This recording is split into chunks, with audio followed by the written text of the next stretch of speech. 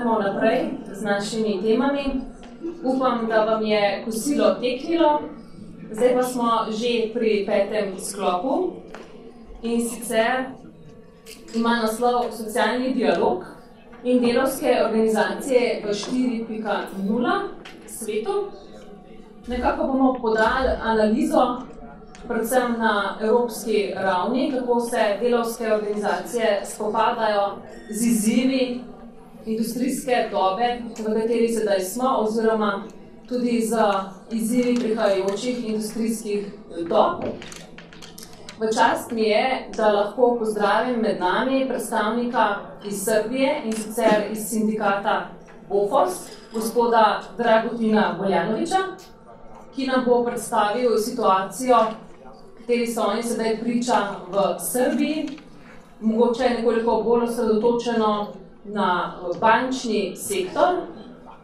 In seveda potem bomo imeli priložnost, da tudi prediskutiramo povedano. Kasneje se nam bo pridružil še gospod Anton Kokalj, ki bo tudi podal svoj uvid na to tematiko in ga tudi z veseljem pričakujemo in se veselimo tudi njegove predstavitve. Za začetek pa vabim gospoda Dragutina, da nam predstavi svojo tematiko oziroma svoje poglede na to temo. Hello to everyone. I would like to introduce myself. I'm Dragutin Boljanović from Serbia, from BOFOS. I'm here with my colleague Ljubiša and Milošev. We are members of BOFOS trade union. This is the trade union in financial organizations. We will start with our presentation now. I will start with some statistics. Everyone knows that about 3 billion people in the world is connected with the internet. A lot of them is connected with Facebook and other social networks. So in the Serbia, we have some data about the computer literatures. It's not good statistics, but okay. About 1/3 of people in Serbia is computer literature. Other rest is almost 51% is e-literature, and partial literature is 14%. But what is obvious that in Serbia almost 70% use internet. This is connected, of course, with smartphones and mobile, which is very easily to connect with the internet. Of course, it doesn't mean that somebody is computer literature if he uses internet. Also, what is interesting that in Serbia we have high-ranked people who is online workers in terms of population and total workforce. Of course, again, statistics. The statistics shows that almost 80,000 workers in Serbia work globally but live locally, which is okay. They are using a lot of platforms for their work, for example, UP work, Firework, and others way of IT possibilities.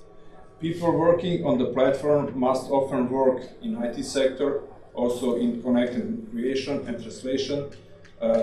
Of course, there is design, online marketing, and entering data. There are the data that all people who is working online do that kind of work. Of course, what is interesting that the platform in Serbia is also connected with the salaries, which salaries are very high. For example, 3,000 euros. Of course, women earn less, but in additional job, the people at that work earn only 200 euros, or women 130 euros. Of course, this is connected with never stop learning. Lifelong learning employees should do always, and this is the way of living in our days nowadays. So the life learning is the terms of digitalization. Lifelong learning in Serbia. In Serbia, life learning is not well widespread, of course, which is in opposite of the statistics that show how many people use internet and how many people is computer illiterature. But that's the way, and we have to follow that way. So again, here is the digitalization and connected with our some issues. For example, whether the digitalization create new jobs or affect job losses. Of course, it depends on which sector. Because we are from the financial sector, we have some statistics about financial sector in what will happen, or prediction what will happen in financial sector. European Trade Union Institute published some statistics about what will happen and which jobs will disappear. Of course, this is only the prediction. What we really can expect that in financial sector, it will be a lot of people will lose their job, because many of jobs is connected with IT, and you have to do some IT works. What is important that we are the part of the financial sector which is connected with people. So basically, a lot of job in financial sector won't be lost because digitalization, but many of the part will be lost. So, for example, predictions, clean banking operation will be lost. Bankers should also be informatics, but this doesn't mean that there will be no jobs in the banking sector, of course. Reduction of employees include at different intensities the three group of jobs: employees in routine job, employees who work more complex jobs but with more repetition, and employees in creative job, but not completely, because human creativity is irreplaceable, of course. Predictions again. In the future, we expect that people manage creative work. The estimate is that the employers will save 60 or 80 costs by digitization. No, new demands on the employees. This is connected with digitization. Higher IT knowledge is required. Quite normal. Flexibility to changing hours, jobs, locations. Ready for lifelong learning. Cognitive abilities, management, analysis, interruptions, assessment, tolerance, and so other stuff. Knowledge in foreign language, mobility.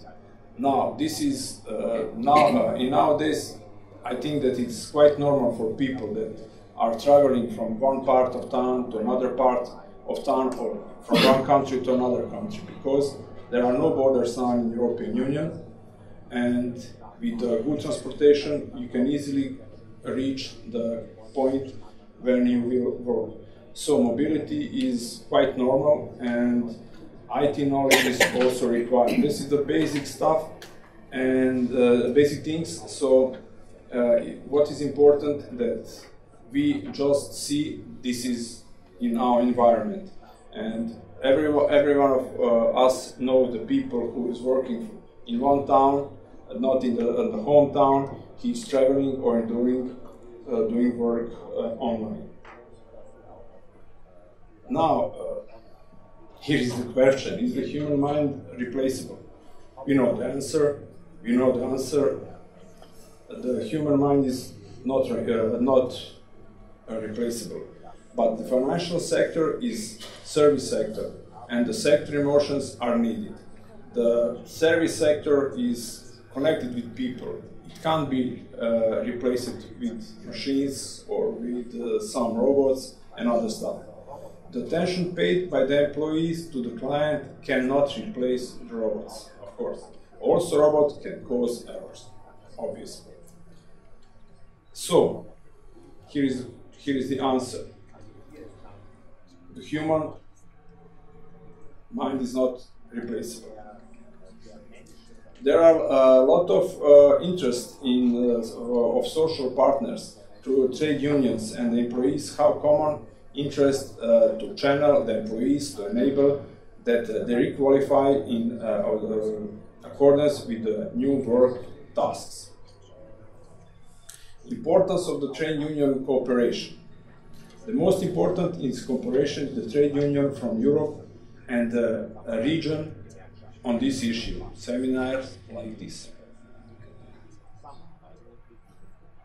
World of work will primarily the world of individuals, weakening of collective action.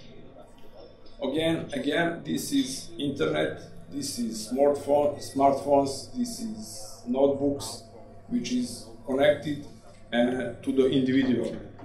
And of course, that weakening some collective action and collective organization. Trade union and workers must take time to prepare for these changes. It will be very difficult because if you see young people, they are always on the mobile phones or the notebooks, so they are in the beginning individuals. The collective action and collective spirit will be very, very difficult to reach. The role of trade unions. Regarding to the perspective of trade union organization, it is necessary to redefine the role of trade unions, but only in certain extent. Trade unions should connect people, should insist on solidarity.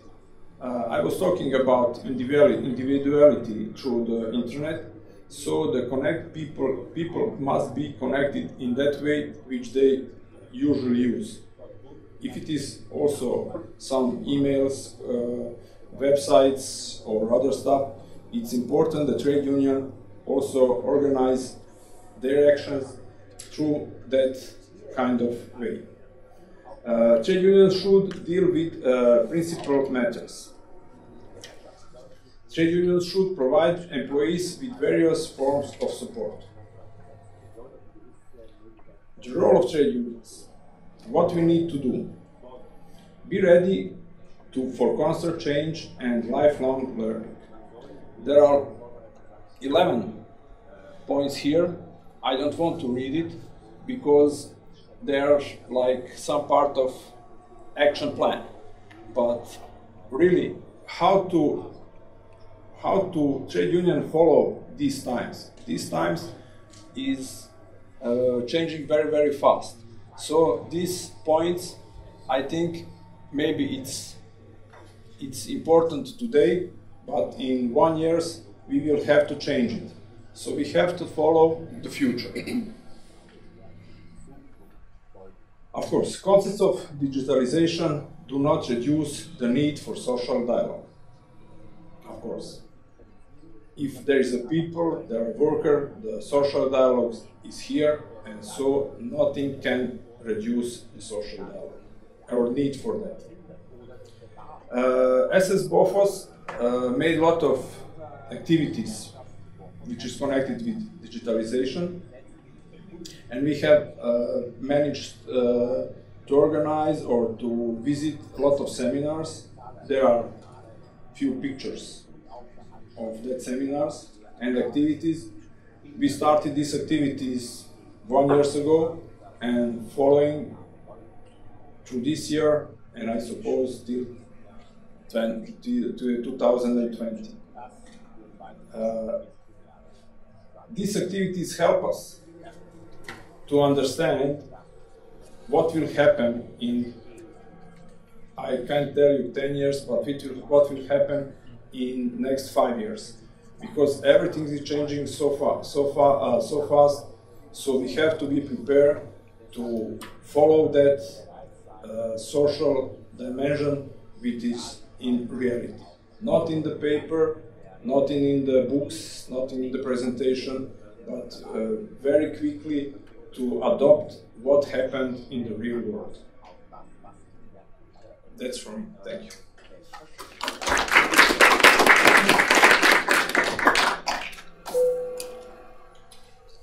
Najlepše bi se želela zahvaliti gospodu Dragutinu za njegovo izčrpno predstavitev situacije, s katero se soočajo, pa bom rekla, delavske organizacije v Srbiji v dobi 4.0. Izpostavil je nekaj ključnih vidikov, ki so se ravno zaradi teh sprememb, ki so nastale v okolju industrije 4.0 pojavile oziroma se še pojavljajo. Ti izzivi so povezani predvsem z hitrimi spremembami in pa večjo potrebo po vseživljenjskem učenju. Vemo, da generacije naših staršev oziroma ti ljudje, ki so ravno prišli v obdobje upokojevanja, niso imeli tako hitrega tempa, niso imeli tako velikih potreb po prilagajanju vsakodnevnim spremembam. Seveda pa je razumljivo, da se je to okolje delovno v tem času tako spremenilo, da je dnevno prilagajanje nujno, če želimo ohraniti svoja delovna mesta. Seveda pa ne smemo biti preveč črnogledi. Kot je gospod Dragutin omenil, človeškega uma kljub močni računalniški podpori in drugim tehnologijam ne bo nikoli mogoče popolnoma nadomestiti, tako da je strah po pretiranem zmanjšanju delovnih mest neutemeljen, kot je konstruktivno navedel.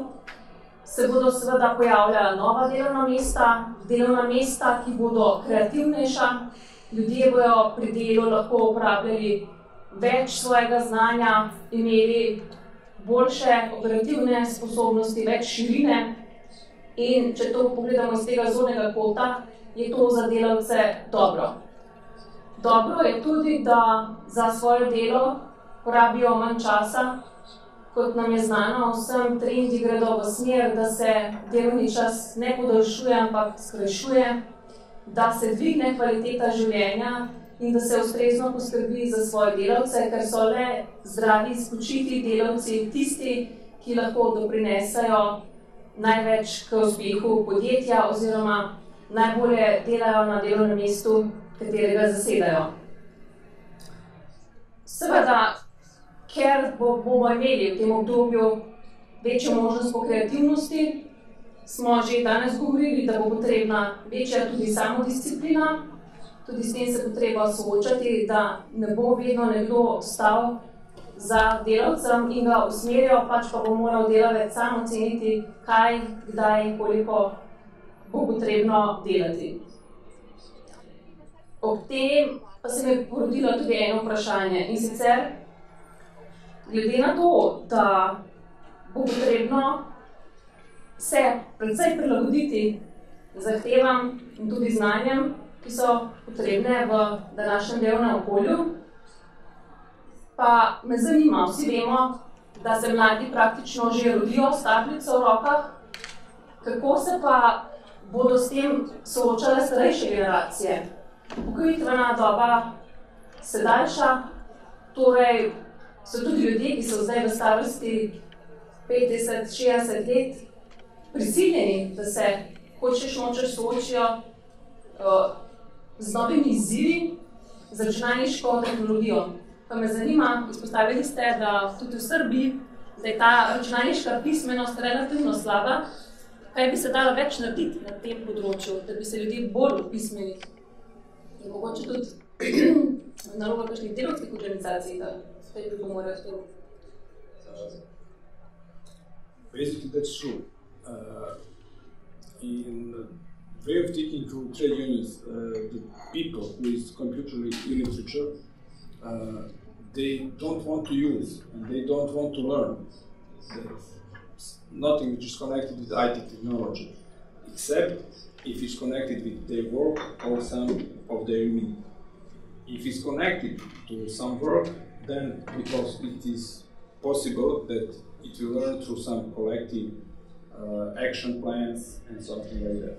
But if it is connected with individuality, if you need it for their own interests, they will use it, they will learn it by themselves. But how I see, or how can we see, how we see that, it is very difficult to move that part of 50% only just to learn them. It must be connected with some of goal which they will follow, and they will then they will learn and try to learn IT technology.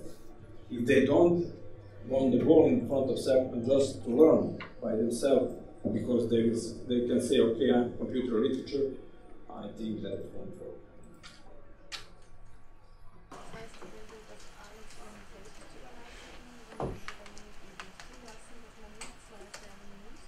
Najlepša hvala za odgovor. Izpostavili ste tudi večjo individualnost pri delu. Torej bo manj povezovanja, manj druženja, mogoče tudi manj interakcij. Tudi tukaj ste omenili, da bo potrebna sprememba v vlogi sindikata. In zdaj me pa zanima, na kakšen način bi se lahko to povezovanje povečalo, na kakšen način se bo zagotavljala podpora delavcem, ki bodo delali v tem individualnem svetu. I thought that the first question was about what to do in the whole Serbia. But for the trade unions, of course, it's more easier because the trade unions know the need of workers and the part where they work, so they can prepare the people, the workers, for learning and for the task that will do with computers and which is also connected with IT technology. So the trade unions can, but they have to predict in which part of their jobs and their work the computers will need, or that the computers will replace the pen. And if they predict and they know that very easily can learn and to educate that part of the workers. But again, I think that it's very important to find a goal, not to learn people to be literature in computers. That literature must be useful and not, okay, I'm literature in computer, but I don't use it on my work, I don't use it, okay, he will use it at home, but on 8 hours, I won't use it 1 hour. For example, less than 1 hour. So we have to predict the part of the jobs which will be connected or replaced by computers or some digitalization any form.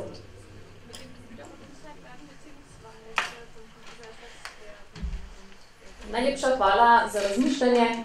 Sedaj smo precej zanalizirali situacijo, ki je tipična za Srbijo, pa ne samo za Srbijo, ampak praktično tudi za naše okolje. Brez težavja lahko prinesemo na kakršnokoli ozemlje Evropske unije oziroma tudi širše. Seveda bi vas želela povabiti k vprašanjem. Jaz sem si dovolila, da sem prva zastavila 2 vprašanja, ker sta me tako ščemila. Bi pa z veseljem seveda slišali tudi vaša razmišljanja, oziroma če želite kaj posebej vprašati, izpostaviti.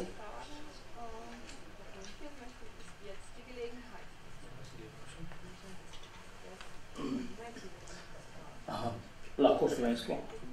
Razumete? Razumem. Ja. Ali je v Srbiji trenutno tudi velik problem pomanjkanje delovne sile?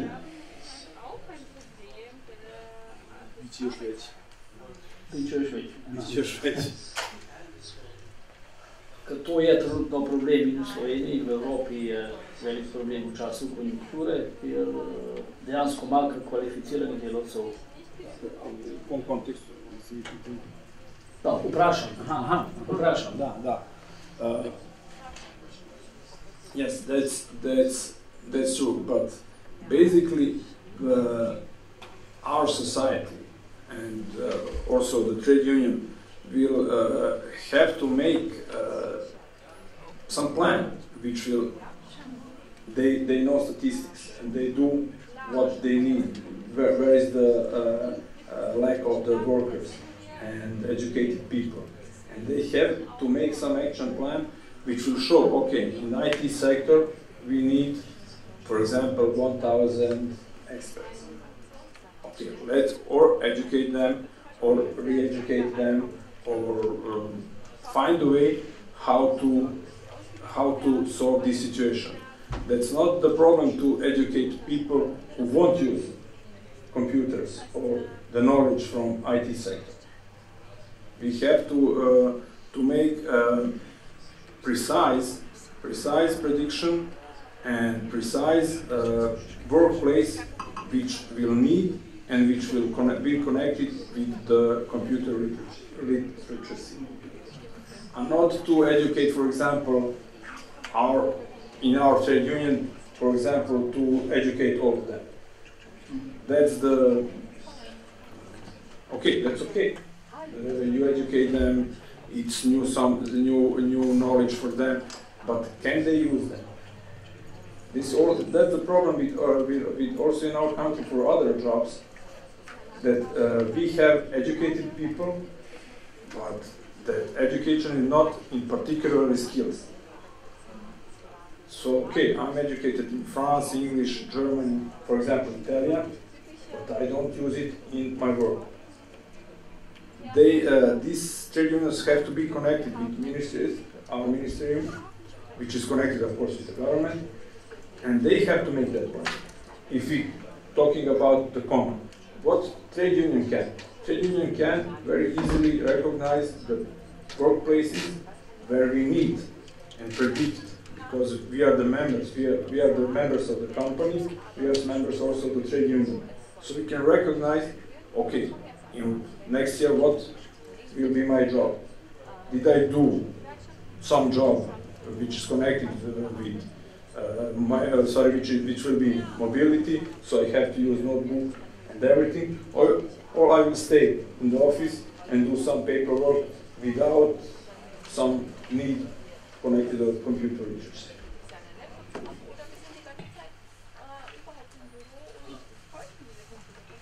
Še kakšno vprašanje mogoče za gospoda Dragutina?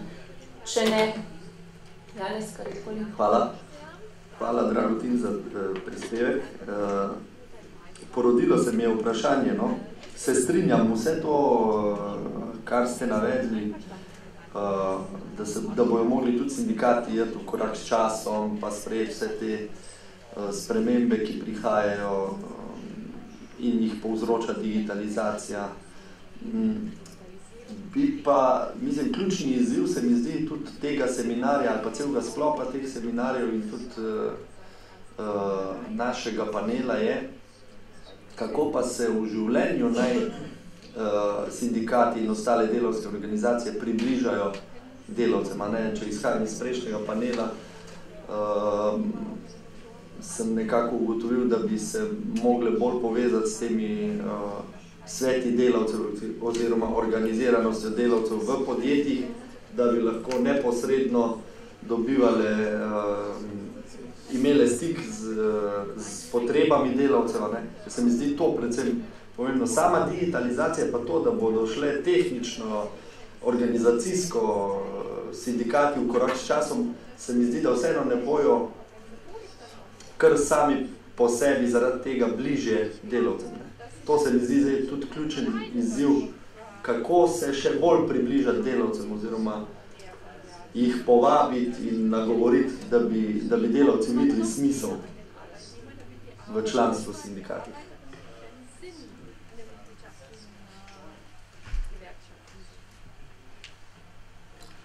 Okay, thank you for the question. Our workers basically are the members of the trade union.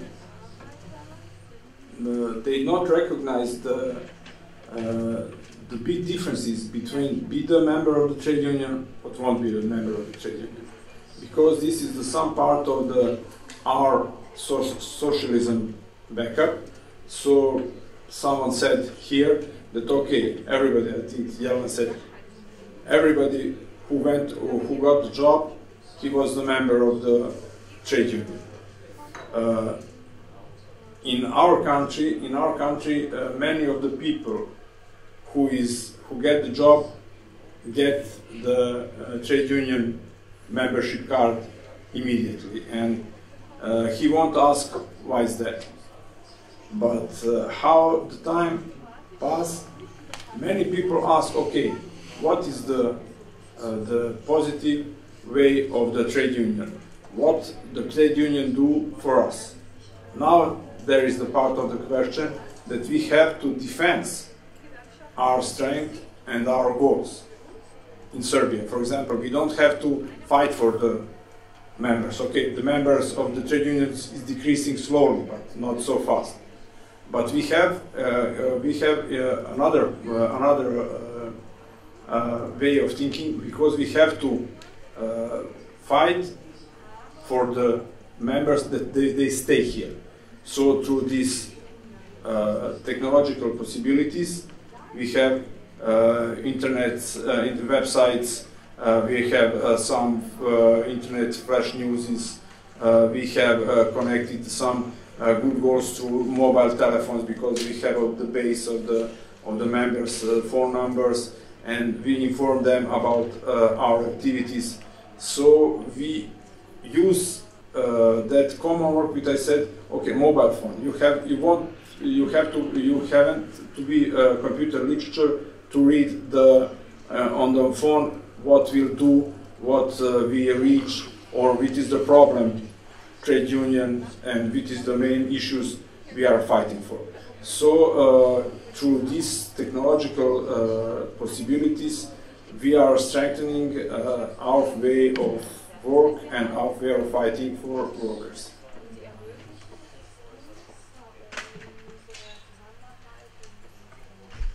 Hvala lepa. Še kakšno vprašanje mogoče se je porodilo v vmesnem času?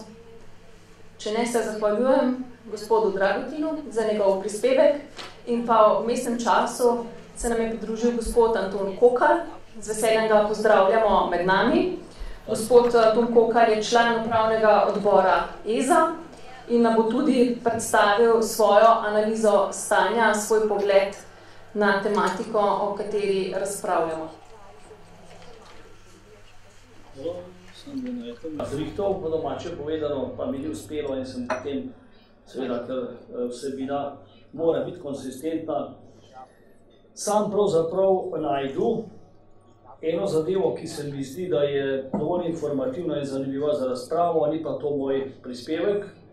To je pravzaprav naredil bom povzetek enega od šefov sindikatov, to je šefa sindikata Pergam, ker je on tudi član ekonomsko-socialnega odbora, se mi zdi, da je ta njegov pogled na situacijo precej dobra sinteza, ne samo področja, ki ga pokriva ta sindikat, ampak celotne problematike.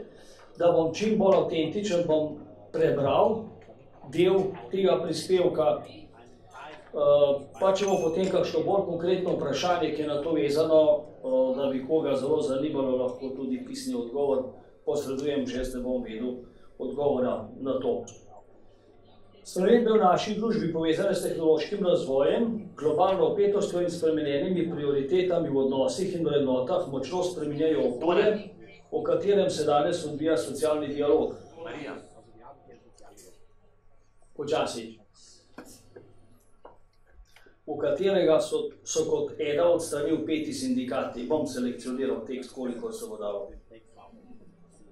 Zato socialni dialog postaja kompleksnejši, pogoji za vodenje zahtevnejši, hkrati pa je prav zaradi sprememb, v katerih se odvija, nepogrešljivo orodje, ki naj pomaga čim mirneje prebroditi spremembe.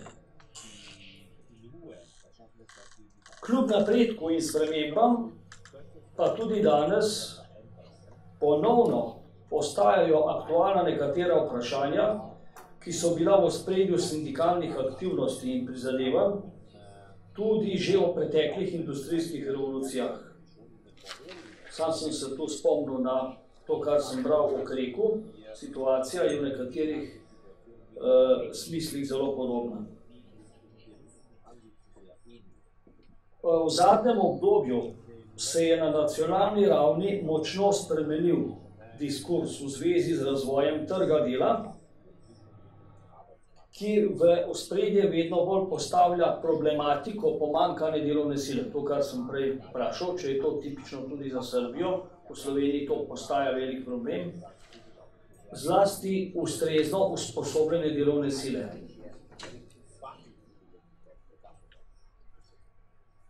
Medtem, ko so se v razpravah o trgu dela še do nedavna kresala mnenja o fleksibilnosti delovno-pravne zakonodaje in delovnih razmerij, ko se spomnimo 5 let nazaj, v glavnem smo govorili o stalnem zaposlovanju oziroma o problematiki pogodb za stalno zaposlovanje in raznih oblik prekarnega zaposlovanja,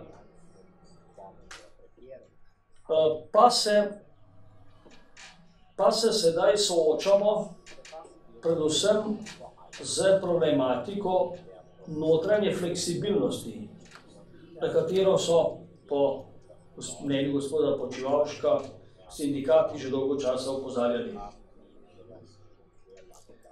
Potem analizira ključne izzive, s katerimi se srečuje tako Slovenija kot tudi Evropska unija.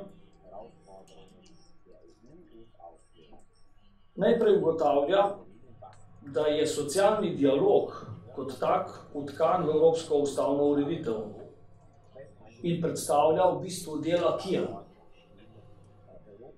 In je ključno orodje za dobro delujoče socialno-tržno gospodarstvo.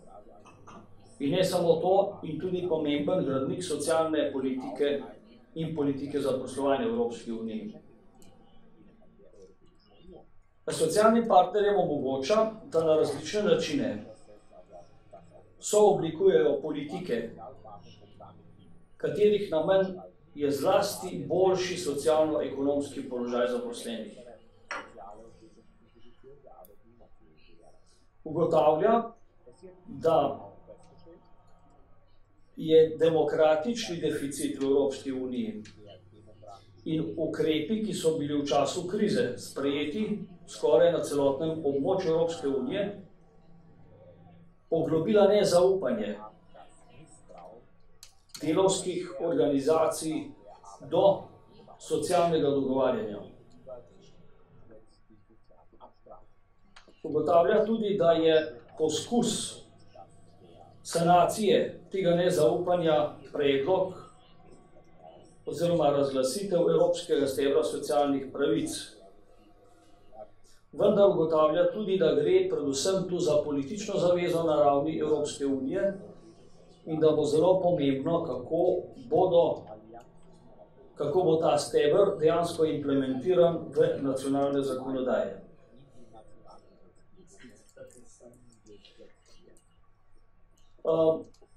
V nadaljevanju ugotavlja, da sta ključna dva izziva, ki bosta zelo močno določala situacijo tako delavstva kot tudi sindikatov. Prvi izziv, digitalizacija in robotizacija, o tem ste sigurno že govorili včeraj in danes, ampak tu je nekaj zanimivih podatkov. Čeprav pač jasno prinašata veliko pozitivnih plati, predvsem v smislu razbremenitve težjih del za delavce, pa ta pojav prinaša zelo hitro spreminjanje poslovnega in delovnega okolja. Prinaša nove poslovne modele, nove načine organizacije dela, nove oblike dela, nova znanja in, kot smo ugotavljali, kot smo slišali, hitrejše prilagajanje spreminjajočemu se okolju. Dejansko prihaja do prestrukturiranja in to zelo hitrega celotnih področij. Po nekaterih ocenah naj bi bilo zaradi digitalizacije in robotizacije v Sloveniji ogroženih med 40 in 50% delovnih mest. Sprašuje se seveda, ali bo mogoče ta trenutna delovna mesta nadomestiti z novimi delovnimi mesti, ki jih prinaša nova tehnologija. Veliko se govori o prehodu iz analogne v digitalno družbo in kakšna je vloga socialnega dialoga pri tem. Predvsem gre za vprašanje pravičnega prehoda. Tu je mišljena predvsem skrb za to, da se vsem zagotovi kar najbolj enake možnosti prilagoditve na nove okoliščine. Oziroma, da se vzpostavijo ustrezni varnostni mehanizmi za tiste, ki ne bodo mogli slediti tem spremembam. Še naslednji izziv, o katerem sem tudi slišal prej govoriti in o katerem se tudi na nivoju Evropske unije in tudi v Sloveniji veliko govori, to so znanja in veščine. Veliko se govori v zadnjih letih o povezovanju med gospodarstvom in šolskim sistemom. To tudi Evropski socialni steber daje izobraževanju poseben pomen in na prvo mesto daje pravico vsakogar do kakovostnega in vključujočega izobraževanja.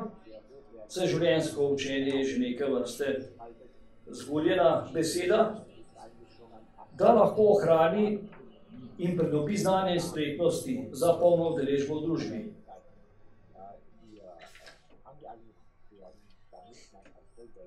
Ugotavlja, da mednarodna organizacija dela z analizami in statistikami ugotavlja, da je zagotavljanje formalnega usposabljanja zaposlenih, ki so zaposleni za poln delovni čas, da pozitivno vpliva na konkurenčnost podjetja in kakovost delovnih mest. Po tej statistiki naj bi plače v takšnih podjetjih bile za 14% višje, kot v podjetjih, ki takšnega usposabljanja ne zagotavljajo. Njihova produktivnost pa naj bi bila višja za 20%. Posledično naj bi bila konkurenčnost takih podjetij višja in strošek dela na enoto za 6% nižji. Dodatno izobraževanje zaposlenih, preusposabljanje zaposlenih je ključno za ohranjanje zaposlitev že zaposlenih delavcev. Prej sem omenil notranje prestrukturiranje oziroma notranje fleksibilnost. Seveda vsi vemo, da zaradi hitrosti sprememb se znanja, ki jih dobimo v trenutnih šolskih sistemih, lahko zelo hitro pokažejo za zastarela. Obstaja teza oziroma mnenje, tudi gospoda Počivalška je, da je pomembno, kvalitetno, splošno znanje, ki je potem lahko dovolj hitro prilagodljivo trenutnim potrebam. Sam tu moram reči, da se meni tu osebno, glede na to, da prihajam iz področja izobraževanja, postavljajo določena vprašanja, če to res drži, sploh glede na izobraževalni sistem v Sloveniji. Mislim, da pod splošno potem pade včasih ogromno balasta, ki ne pripomore k temu, da bi bili ljudje bolj fleksibilni, ampak so izčrpani in nimajo volje, da bi se več prilagajali, ker se treba neprestano prilagajati. Dobro, novi načini organizacije dela ter nove oblike dela kot odgovor na izzive. Jasno je, da se kot posledica tehnoloških sprememb zelo spreminjajo tudi delovna razmerja. Vse bolj gre vse v smeri individualizacije in se zato pripadnost kolektivu in delodajalcu manjša.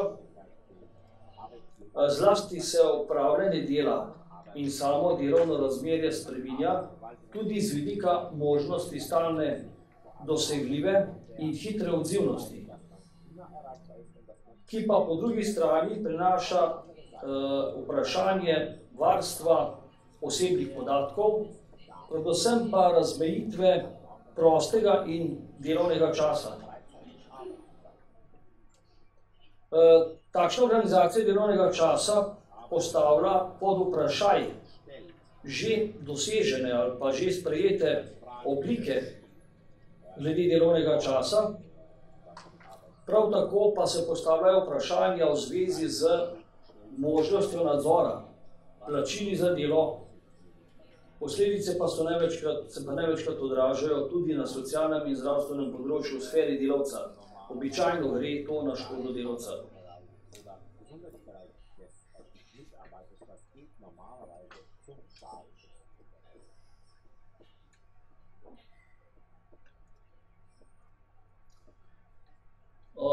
Praksa kaže, da imajo prav delavci, ki niso zaposleni več po pogodbi o zaposlitvi, otežen dostop do izobraževanja. Tu se kaže največje odstopanje med delavci, ki so zaposleni po pogodbi in delavci, ki niso zaposleni več po pogodbi. In prihajajo veliko težje do znanja in veščin, ki bi krepile njihov položaj na trgu dela. Zakon o delovnih razmerjih sicer vsebuje določilo, po katerem se v primeru obstoja elementov delovnega razmerja delo ne sme opravljati na podlagi pogodbe civilnega prava.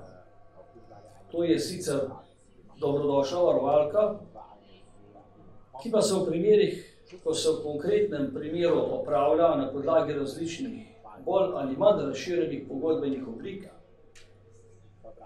pravzaprav v resnici ne upošteva.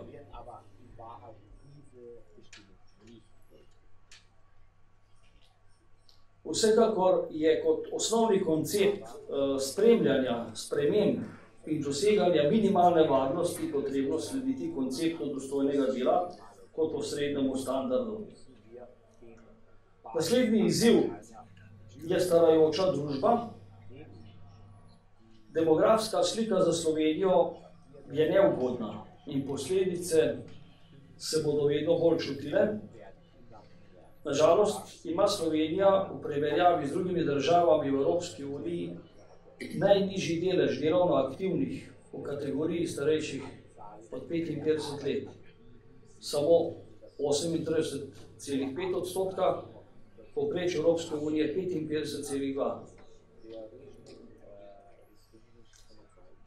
Ugotavlja, da so razlogi za to kompleksni, vendar bo povečanje števila delovno aktivnih potrebno tudi po 55. letu.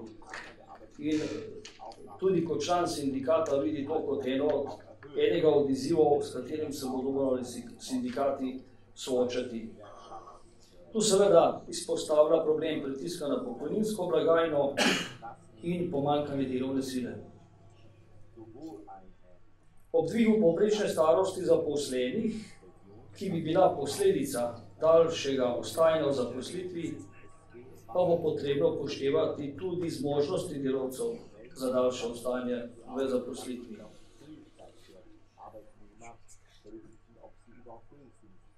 Ugotavlja, da poleg izdatkov sistemov socialnih zavarovanj za zdravstveno varstvo in zavarovanje ter za pokojninsko in invalidsko zavarovanje gre tudi za vprašanje naraščanja izdatkov za dolgotrajno nego in oskrbo, ki nažalost v Sloveniji še vedno ni sistemsko vzpostavljena. Ugotavlja sicer, da bi slednje prineslo potencial za nova delovna mesta, vendar gre za zelo specifična delovna mesta, ki zahtevajo izjemno psihično in fizično pripravljenost. Po drugi strani pa vemo, da je na tem segmentu oziroma je plača zelo nizka.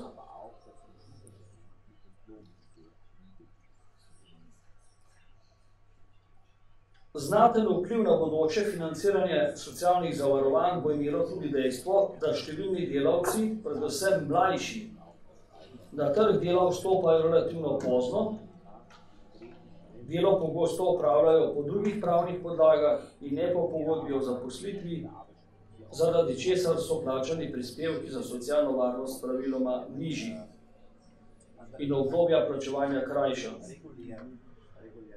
To ima seveda na pokojninski in invalidski sistem neposredni vpliv.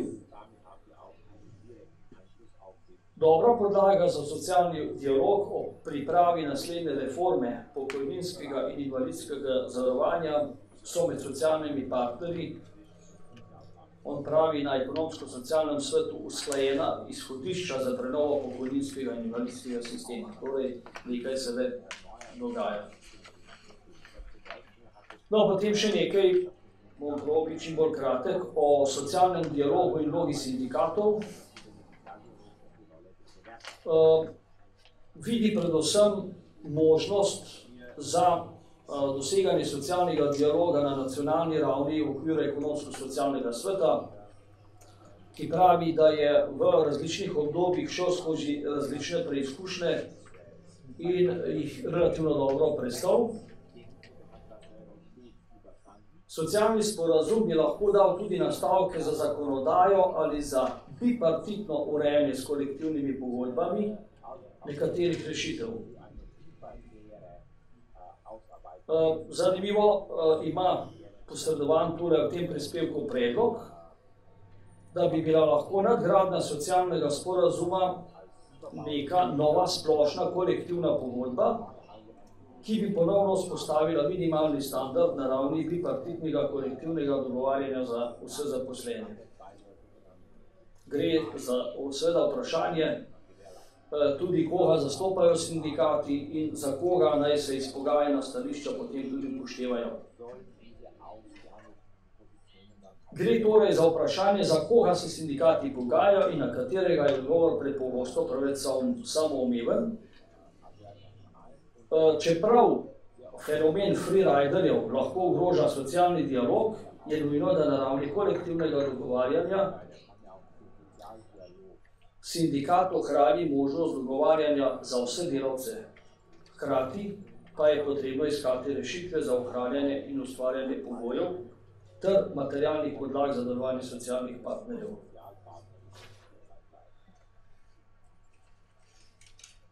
Zaključek, potem pa samo še nekaj konkretnih zadev na hitro povedal v zvezi z predvsem rešitvami, ki so v Evropi prisotne, predvsem na področju prilagajanja novi situaciji. V preteklosti je bil socialni dialog z dogovori med socialnimi partnerji večkrat eno ključnih orodij za stabilizacijo razmer v državi. V preambuli evropskega stebra socialnih pravic je zapisano, da ima socialni dialog ustrezno vlogo pri krepitvi socialnih pravic in partnerji, vsi socialni partnerji imajo tu ključno vlogo. Nujno bo v prihodnosti biti neprestano aktiven strani vseh vpletenih v socialni dialog, ker čas izjemno hitro zahteva odgovore. Od tega, ali bodo zagotovljeni ustrezni pogoji za vodenje socialnega dialoga in od tega, ali se bo le-ta konstruktivno odvijal, je odvisna tudi vloga sindikatov v prihodnje. Izostanek uspeha pri tem in nadaljnje večanje nezadovoljstva, ki smo mu lahko priča, marsikje po Evropi, lahko vodi med drugim v radikalizacijo položaja sindikatov, ki pa se bo moral razreševati z ničemer drugim kot socialnim dialogom.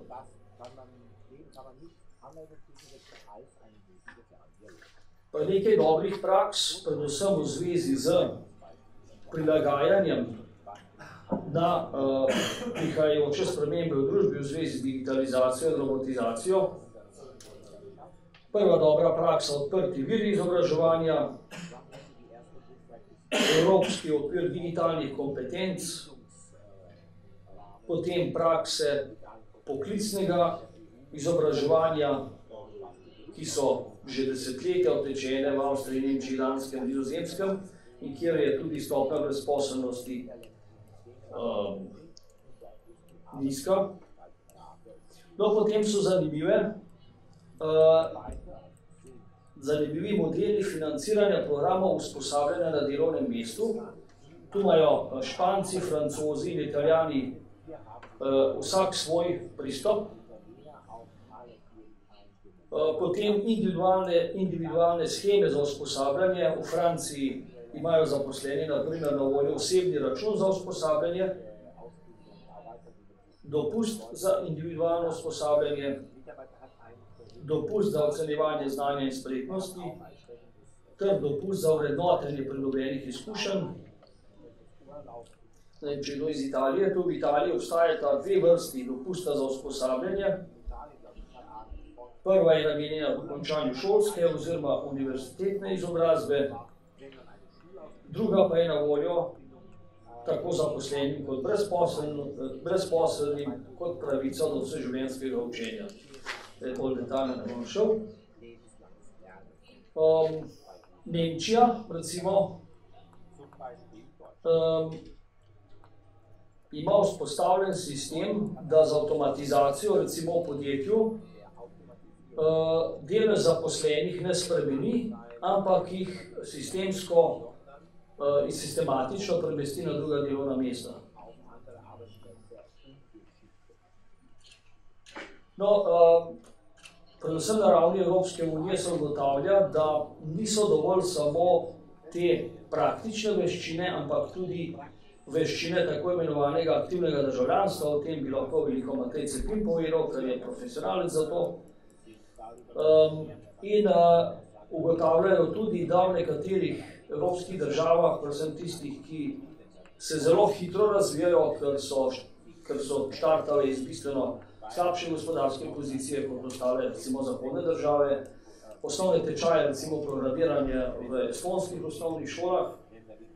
Evropska komisija konkretno pa zelo podpira in daje za zgled tudi nekatere projekte v posameznih državah, avstrijski projekt Aqua, usklajevanje znanja in spretnosti brezposelnih, danska živilska šola, ki rešuje težave pomanjkanja delavcev v živilski industriji in tako naprej. Ne bi zdaj, mislim, da sem že malo predolg. Če bi koga zanimalo, pa lahko še nekaj konkretnih primerov navedel. Hvala lepa.